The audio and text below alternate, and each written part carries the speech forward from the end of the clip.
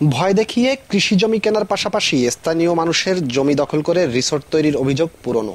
গণমাধ্যম ও সামাজিক প্ল্যাটফর্মে চলা সমালোচনার মধ্যে সামনে এলো কৃষকের আরেক দুঃখগাথা।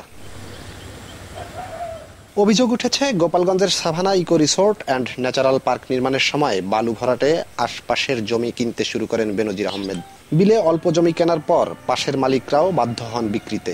আবার পুলিশ প্রধানের ক্ষমতার দাপটে অনেকের জমি দখল হয়েছে রাতের আধারে। তাতেই ক্ষান্ত হননি বেনজির ও তার পরিবার।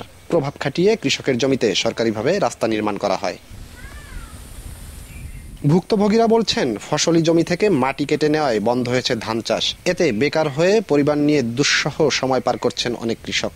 আর সরকারি অর্থায়নে নির্মাণ করা রাস্তা বন্ধ রাখায় বেনজিরের থাবা থেকে বেঁচে যাওয়া ক্ষেত ও পুকুরে চাষাবাদে যেতে পারছেন না স্থানীয়রা। সাইডে ফসলের জমি যত ব্লকে ধান হইতো, সেই ধানের জমি সব মারি গেছে। সরকারি রাস্তা দিয়ে আমাদের জায়গায় প্রবেশ করতে আমরা পারি না। 50 বিঘের উপরে জমি খুলে নিয়ে বালি তুলছে। রাস্তা বন্ধ থাকায় মানুষের দুর্ভোগ অকপটে স্বীকার করেছেন স্থানীয় প্রশাসন। এতদিন ব্যবস্থা নিতে কেন তৎপর হয়নি সংশ্লিষ্টরা তা নিয়ে কথা বলতে রাজি নন কেউ। যদিও ব্যবস্থা নিতে আদালতের দ্বারস্থ হওয়ার বিকল্প দেখছেন না খোদ জেলা প্রশাসক। সর্বজনীন মানুষের সুবিধার জন্য এলজিডি রাস্তা করে এবং রাস্তাটি সেই উদ্দেশ্যেই নির্মিত হয়েছিল। বিষয়টি তদন্ত করে এলজিডির সাথে আলাপ করে আদালতের অনুমতি নিয়ে এই রাস্তাটি উন্মুক্ত করার ব্যবস্থা নেব।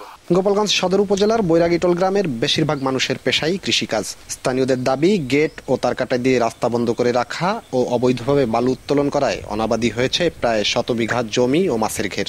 যে ইকো রিসোর্ট দেশের মানুষের চিত্ত বিনোদনের জায়গা, সেই ইকো রিসোর্টটি এই অঞ্চলের মানুষের গলার কাটা। জয়ন্ত শিরালী, সময় সংবাদ, গোপালগঞ্জ।